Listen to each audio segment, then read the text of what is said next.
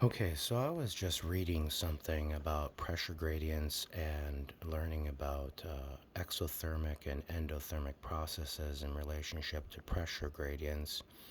And the thing that I was reading about was the ability to create a reaction that either gains energy or stores energy.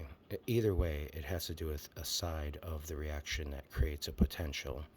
And the idea came to my head, well, if CO2 is constantly going between a gaseous state and a liquid state, if in the right environment, because it leaves the earth as a liquid and we put it back into a vapor, what if we could create an endothermic process through some means to cause CO2 to turn back into a liquid so we can actually just pull it right out of the air like an air conditioner, like a rod with a ball on top of it, and then the process occurs at the top, and all the CO2 comes to the top and kind of runs down the pole, and we collect it in buckets at the bottom or 50-gallon things, and whatever we got to do with it at that point. I'm not thinking beyond that.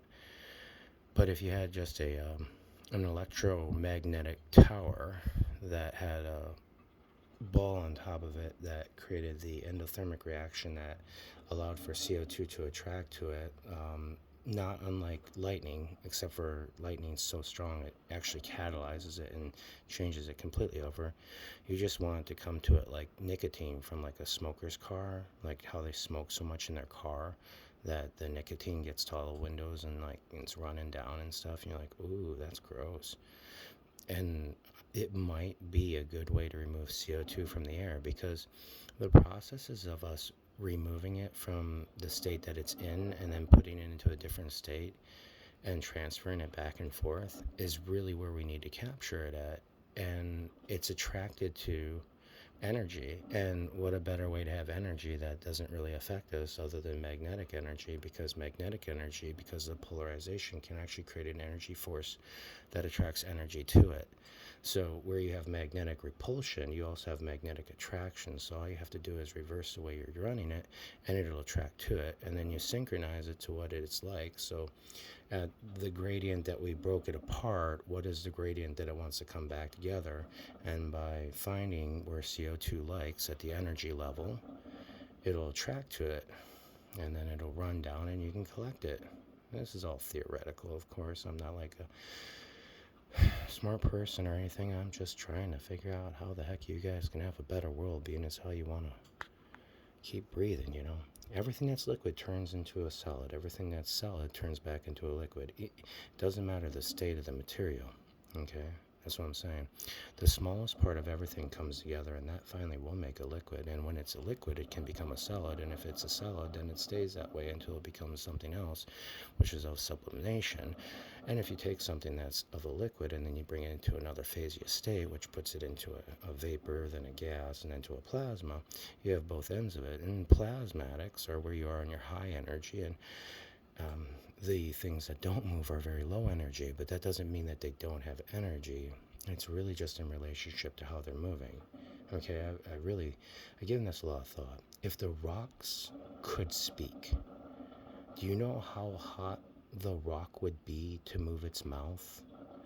Because it would have to have a liquid form to it. It wouldn't just be able to move without it being held together.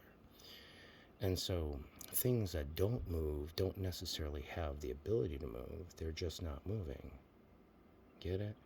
Like our bodies, we're 60% water. The earth is 70% water. We reflect our biosphere. We move because the earth moves. So what came from the earth came to us. We are just the earth.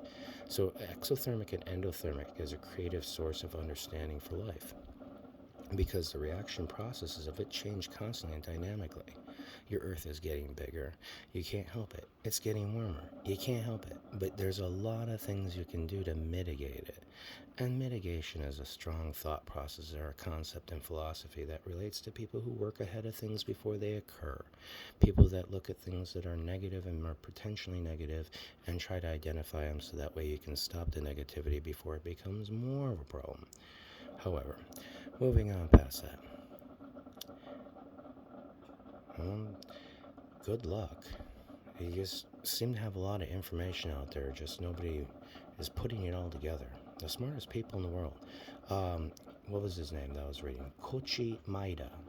He he has a unique process there that could equal energy if you look backwards and forwards with him. Anyways, bye.